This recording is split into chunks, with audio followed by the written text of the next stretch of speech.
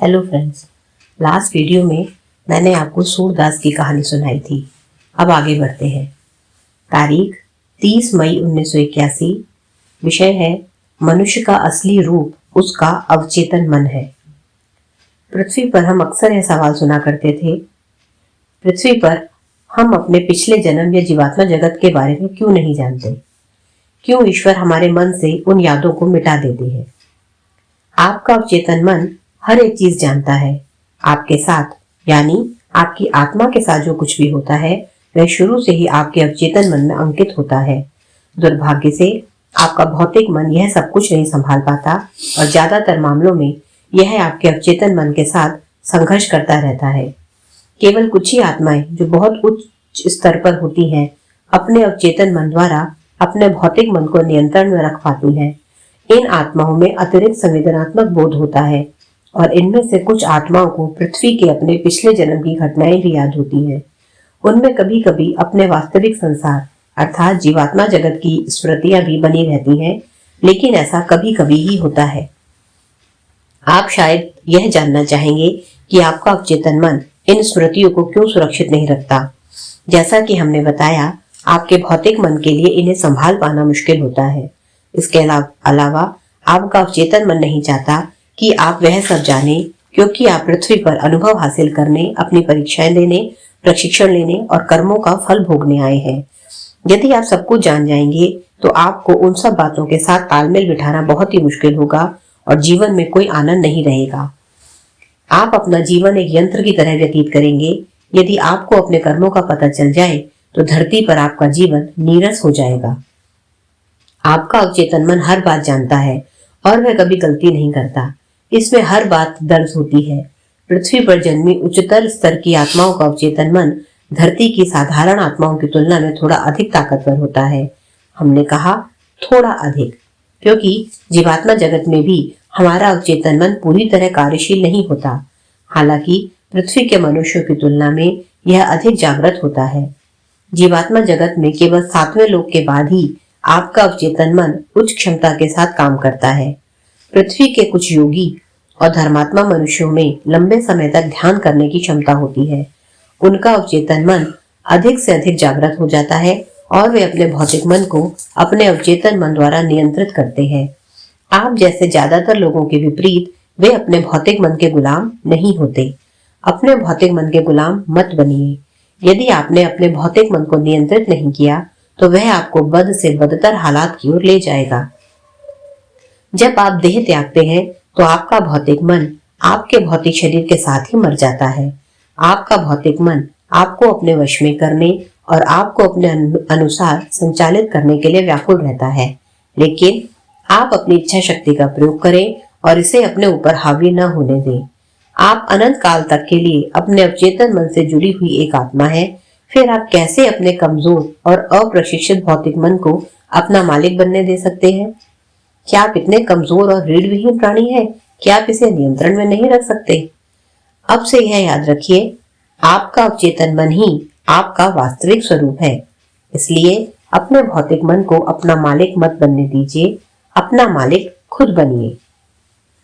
तारीख 31 मई 1981। विषय है पूर्व जन्म की बातें क्यों याद नहीं रहती। पृथ्वी के लोग जीवात्मा जगत और अपने पूर्व जन्मों की संजोई हुई सभी स्मृतियों को भूल जाते हैं। अनुभव हासिल करने, खुद को प्रशिक्षित करने और अपनी आत्मा को शुद्ध करने के लिए हम पृथ्वी पर कई बार जन्म ले चुके होते हैं, ताकि हम अधिक से अधिक ऊंचे स्तर पर प्रगति कर सकें।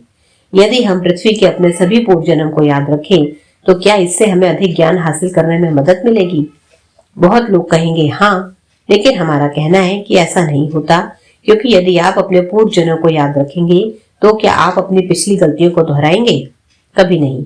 इसलिए अपनी गलतियों को सुधार कर, अपनी समस्याओं को सुलझाकर और मुसीबतों का सामना कर आप अपनी आत्मा का शुद्धिकरण करते हैं। बिना गलती किए, बिना समस्याओं को जूझे और बिना दर्द महसूस किए आप अच्छे और बुरे में अंतर नहीं कर पाएंगे। यदि आप यही न समझ सके तो जीवन का क्या अर्थ रह जाएगा? जीवात्मा जगत और पूर्व जन्मों की यादों को सुरक्षित रखकर मनुष्य का जीवन एक यंत्र की तरह हो जाएगा। अपनी परीक्षा, प्रशिक्षण और कर्म के प्रति आपका रवैया स्वाभाविक नहीं रह जाएगा। जीवन में आप जो चुनेंगे वह पहले से सोचा समझा हुआ होगा। ऐसा चुनाव आपकी वास्तविक मनोस्थिति के कारण किया गया नहीं होगा। पृथ्वी पर हर कोई खुशी चाहता है, लेकिन क्या वे जानते हैं कि खुशी असल में होती क्या है? नहीं। धरती पर लोग सोचते हैं कि खुशी का अर्थ है बहुत सारा रुपया, पैसा, ऐशो आराम, मौज मस्ती और शोहरत। हमें यह बताते हुए अफसोस होता है कि ये चीजें सच्ची खुशी नहीं देती। असली खुशी तो सच्चे प्यार, प्रकृति की सुंदरता, दिल से निकली हुई हंसी और मुस्कान, जैसा कि बहुत लोग करते हैं, ये जबरन ओढ़ी हुई नहीं होनी चाहिए।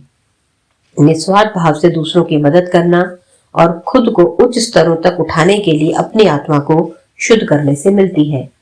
आप अपनी आत्मा को शुद्ध करेंगे और उच्चतर स्तरों को हासिल करेंगे, और आप इसे गलतियां कर उन्हें स्वीकारते हुए करेंगे।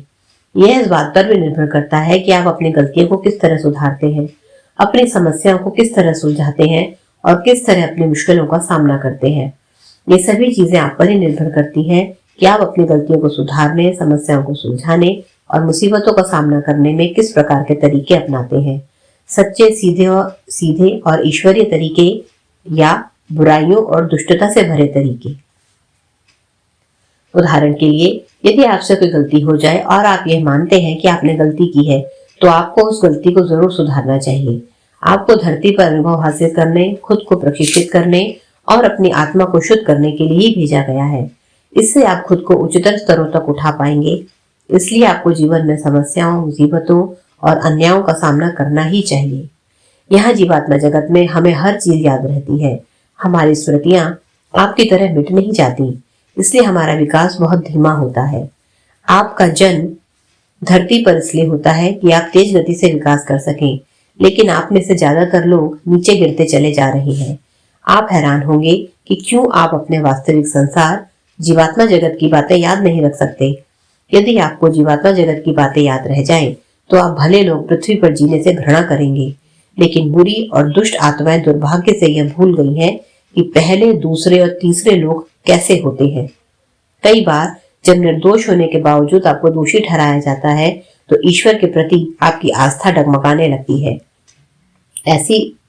ऐसी हालत में आपके मन में सवाल उठते हैं, क्या यह सच है कि ईश्वर है? यदि ऐसा है, तो फिर वे अपने आप को प्रकट क्यों नहीं करते? क्यों उन्होंने कई बार मेरा साथ नहीं दिया? जब मुझे उनकी सबसे ज्यादा जरूरत होती है, तब वे मुझे कहीं क्यों नहीं नजर आते? मुझे न्याय क्यों नहीं मिलता? यदि ईश्वर इतने ही भले, दयालु और न्यायशील हैं, तो वे क्यों दुष्ट लोगों की सफलता को माफ कीजिए तो वे क्यों दुष्ट लोगों को सफलता की ऊंचाइयों तक पहुंचने देते हैं? क्यों दुष्ट लोगों को सफल बनाते हैं और भले लोगों को कष्ट भोगना पड़ता है? आखिर क्यों? क्या आपने भी कभी ऐसे सवाल किए हैं? यदि हाँ, तो ये रहे उनके कुछ जवाब। प्रश्न, क्या ईश्वर सचमुच होते हैं? हाँ, बिल्कुल ईश्वर होते हैं। यदि ऐसा नहीं है, तो आपको किसने रचा? किसने पृथ्वी बनाई? किसने पेड़ पौधों, फूलों, फलों, समंदरों, नदियों और पहाड़ों की रचना की? कौन है जो रहस्यमय तरीके से दुष्ट आत्माओं के साथ न्याय करता है? किसने आपके मन में सुंदर और प्यारी भावनाएं भरी? कौन इतना दयालु है जो आपको आपके प्रियजनों के निकट रखता है? ईश्वर के अलावा और कौन है जो इतना कुछ कर सकता है?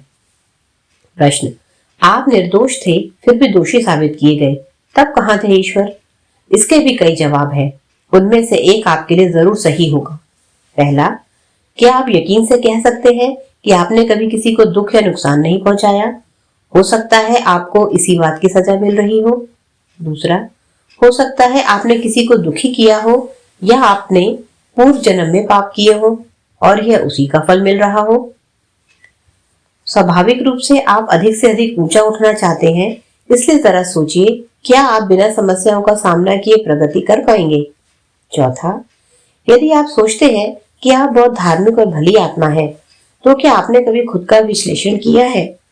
जरा पता लगाइए कि आपने जो भी काम किए, क्या वो सही थे?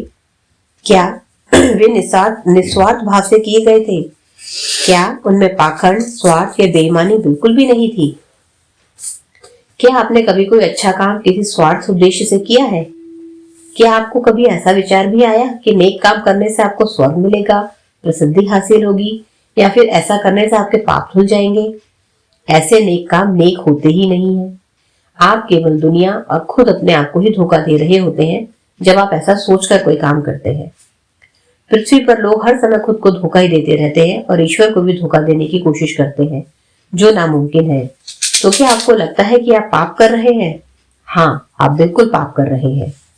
पांचवा, पृथ्वी पर ज्यादातर लोगों के लिए धन सबसे महत्वपूर्ण चीज है। किसी भी चीज का जरूरत से ज्यादा होना ठीक बात नहीं।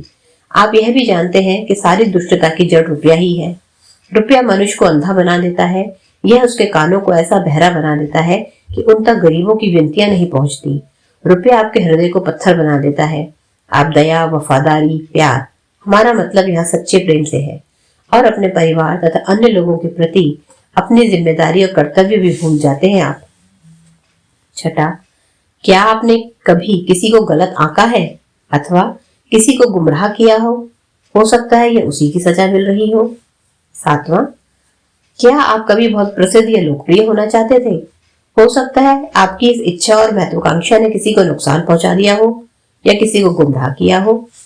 आठवां, प्रत्यक्ष या परोक्ष रूप से क्या आपने कभी अपने स्वार्थी उद्देश्यों के लिए किसी को कष्ट दिया है? नाइन्थ, क्या आपने कभी किसी दुष्ट व्यक्ति का साथ दिया है?